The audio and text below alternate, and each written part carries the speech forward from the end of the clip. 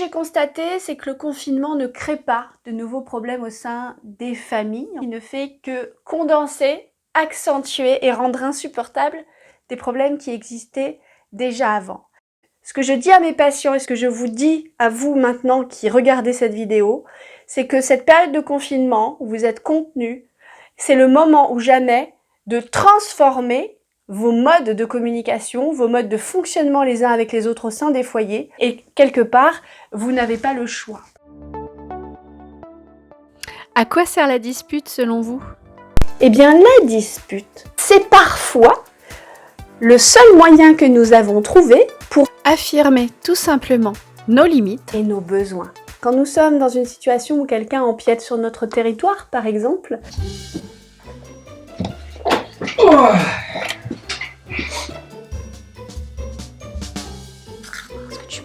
Tu peux enlever tes pieds, s'il te plaît? Il y a 3 mécanismes de défense de l'être humain, 3 boucliers, qui font que l'être humain se protège comme il peut, au lieu de s'affirmer de façon sereine. Le premier bouclier, c'est l'agressivité.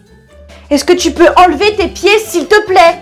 En fait, tu me saoules, t'es super envahissant avec tes pieds depuis tout à l'heure, je te demande d'enlever tes pieds, tu me gonfles, putain! Mais c'est pas possible, ça! De toute façon, entends-moi bien, hein, si tu continues avec tes pieds, là, tout le temps dans le passage, je vais porter plainte, j'en ai marre, là! Qu'est-ce qui m'a pris d'être confiné ici? Mais putain, mais ça me saoule, mais j'en ai marre! L'agressivité, c'est le fait de s'énerver, parfois de façon excessive, pour tenter d'affirmer nos besoins et nos limites.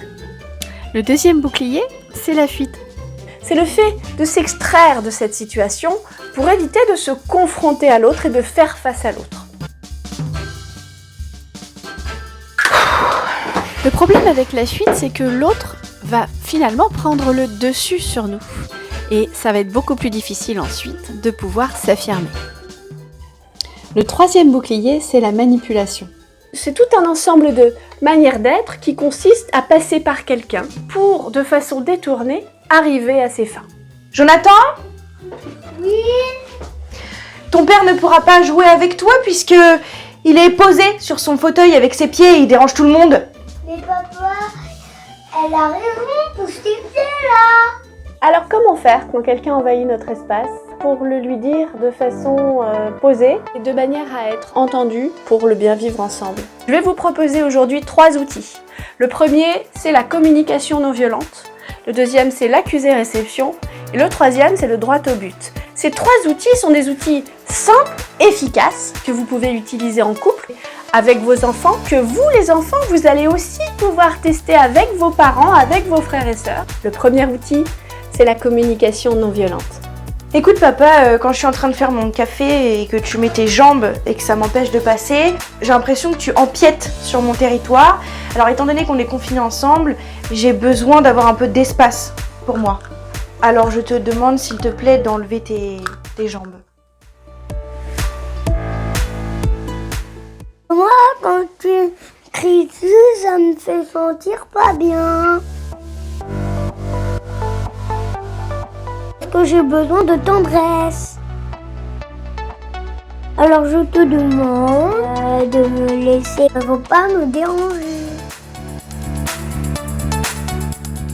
C'est l'art et la manière de dire ce qu'on pense, ce que l'on ressent, de se positionner sans jamais faire appel à la violence. Et nous avons tous besoin d'apprendre à le faire. Alors aujourd'hui, pendant le confinement, c'est vraiment le moment ou jamais. Moi, je vous encourage à tester ça.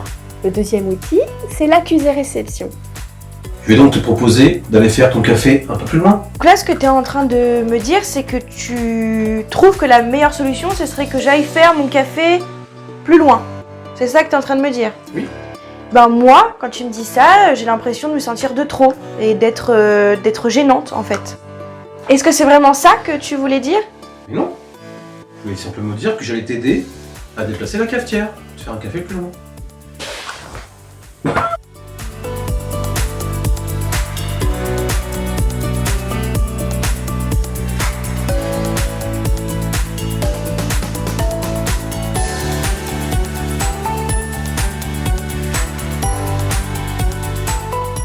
Si la communication non violente n'a pas fonctionné, le troisième, c'est le droit au but.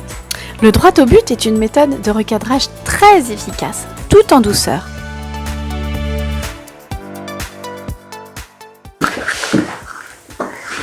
Écoute, Jonathan, j'ai constaté que dans cette maison, dès que je vais me faire un café, on vient se mettre derrière moi. Je ne sais pas si c'est une manie, mais alors voilà. Comment est-ce que tu expliques ça?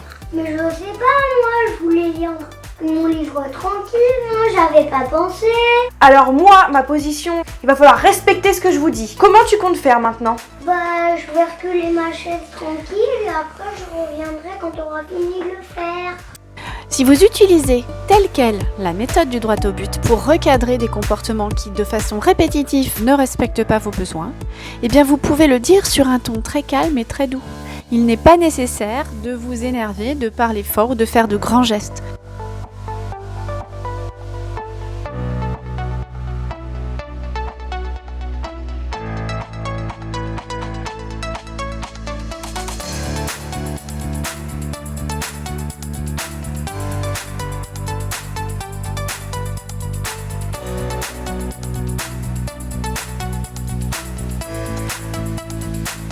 J'espère que ces outils vont vous aider dès à présent. Commentez, venez partager à la fois vos difficultés mais aussi vos réussites au travers des outils que je vous propose.